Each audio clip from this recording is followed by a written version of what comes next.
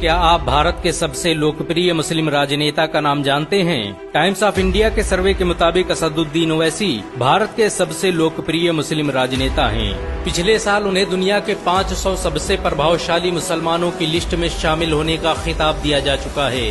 असदुद्दीन ओवैसी को भारत सरकार संसद रत्न अवार्ड से सम्मानित कर चुकी है। लंदन से लॉ ग्रेजुएट ओवैसी आज भारत के सबसे ज्यादा पढ़े लिखे मुस्लिम राजनेता हैं।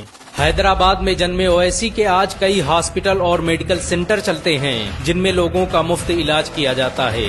असदुद्दीन ओवैसी का जन्म 13 मई 1969 को हैदराबाद में हुआ। ये वही शहर था जहां पैदा होने वाले नवाब मीर उस्मान ने 5 टन सोना दान किया था। असदुद्दीन ओवैसी के पिता सुल्तान सलाहुद्दीन ओवैसी ने भारत की आजादी में बड़ी भूमिका निभाई। यही वजह है कि लोग उन्हें सालार मिल्लत के नाम से पुकारते थे।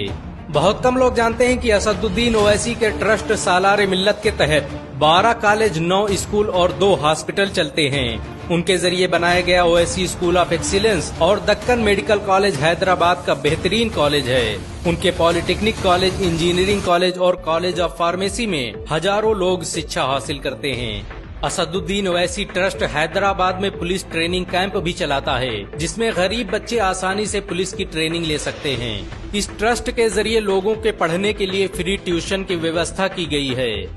असदुद्दीन ओवैसी हैदराबाद की मजलिसे इत्तेहादुल मुस्लिमीन पार्टी के राष्ट्रीय अध्यक्ष भी हैं। आईमीम की स्थापना 1927 में हुई थी। आजादी के बाद ओवैसी के दादा अब्दुल वाहिद ओवैसी ने इसकी कमान संभाली और देखते ही देखते ये हैदराबाद की सबसे लोकप्रिय पार्टी बन गई। असदुद्दीन ओवैसी के आज विभिन्न सोशल मीडिया प्लेटफॉर्म पर 6 मिलियन से ज्यादा फॉलोअर हैं। आपको ये जानकर शायद हैरानी हो कि असदुद्दीन ओवैसी ने 1994 में अपने राजनीतिक जीवन की शुरुआत की। वो पहले क्रिकेटर बनना चाहते थे, लेकिन बाद में कानून की पढ़ाई के लिए लंदन चले गए। असदुद्दीन ओवैसी एक फास्ट बॉलर थे। उनका सिलेक्शन अंडर 25 क्रिकेट टीम में हो गया था। 1994 में वो विजी ट्रॉफी खेलने वाले शायद एकमात्र मुस्लिम थे। बहुत कम लोग जानते हैं कि असदुद्दीन ओवैसी लंदन से लॉ ग्रेजुएट हैं। ओवैसी उस्मानिया यूनिवर्सिटी से ग्रेजुएशन करने के बाद लंदन चले गए। लंदन में रहकर ही उन्होंने बैरिस्टर की डिग्री हासिल की और बाद में भारत के सबसे लोकप्रिय राजनेता बन गए। लंदन से आने के बाद ही उनके नाम में बैरिस्टर जुड़ा और वो बैरिस्टर असदुद्दीन ओवैसी के नाम से पुकारे जाने लगे। असदुद्दीन ओवैसी की लोकप्रियता का अंदाजा इसी बात से लगाया जा सकता है कि 1967 से लेकर आज तक उनकी पार्टी को 4 मीनार से कोई हरा नहीं सका। असदुद्दीन ने अपने पहले इलेक्शन में ही 40,000 वोटों से जीत हासिल की थी।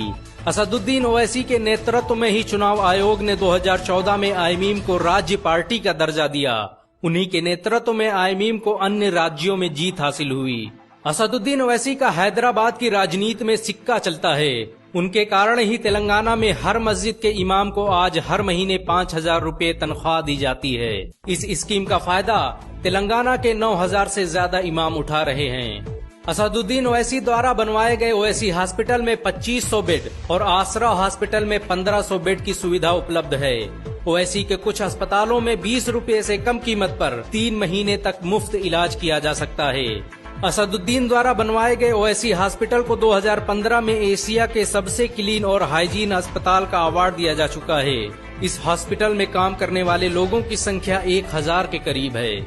असदुद्दीन ओवैसी हैदराबाद में यतीम बच्चियों और बेवाओं के लिए कई ट्रेनिंग कैंप चला रहे हैं, जहां उन्हें सिलाई कढ़ाई के साथ विभिन्न कामों की ट्रेनिंग दी जाती है। फोर्ब्स मैगजीन ने 2012 में ओवैसी की पार्टी आईमीम को तालीम और हेल्थ सेक्टर में काम करने वाली दुनिया की अकेली पार्टी होने का खिताब दिया था। बहुत कम लोग जानते हैं कि असदुद्दीन ओवैसी 3 भाई हैं। उनके छोटे भाई अकबरुद्दीन ओवैसी अक्सर अपने बयानों को लेकर चर्चा में रहते हैं। वहीं उनके सबसे छोटे भाई बुरहानुद्दीन हैदराबाद के मशहूर अखबार एतमाद के संपादक हैं। ये अखबार हैदराबाद में बिकने वाला सबसे मशहूर अखबार है। इसकी स्थापना सन 2002 में की गई थी। असदुद्दीन ओवैसी की पार्टी आज पूरी भारत में बड़ी तेजी से पैर पसार रही है। पिछले कुछ चुनावों में मिली जीत से आईमीम के हौसले बुलंद हैं। यही वजह है कि विरोधी आईमीम पर बीजेपी की बी टीम होने का आरोप लगाते हैं, ताकि आईमीम को बदनाम किया जा सके। हालांकि ओवैसी चुनाव लड़ने को अपना संवैधानिक अधिकार बताते हैं। असदुद्दीन ओवैसी भारत में मुस्लिम मुद्दों पर मुखर होकर बोलने वाले एकमात्र नेता हैं। 3 तलाक से लेकर बाबरी मस्जिद और एनआरसी के मुद्दे पर वो खुलेआम सरकार की आलोचना करते रहे हैं। असदुद्दीन ओवैसी को मरहूम शहाबुद्दीन का बेहद करीबी माना जाता है।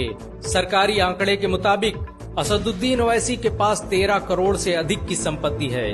असदुद्दीन ओवैसी मुसलमानों और दलितों को एक मंच पर लाने का काम कर रहे हैं। उन्हें आज हर जुल्म के खिलाफ बोलते हुए देखा जा सकता है। सच तो ये है कि भारत के युवाओं को असदुद्दीन में अपना नेता दिखाई देता है। अगर आप असदुद्दीन ओवैसी को एक बेहतरीन नेता मानते हैं तो इस वीडियो को लाइक और शेयर जरूर करें। ऐसी और वीडियो को देखने के लिए हमारे चैनल को सब्सक्राइब करें, घंटा जरूर दबाएं।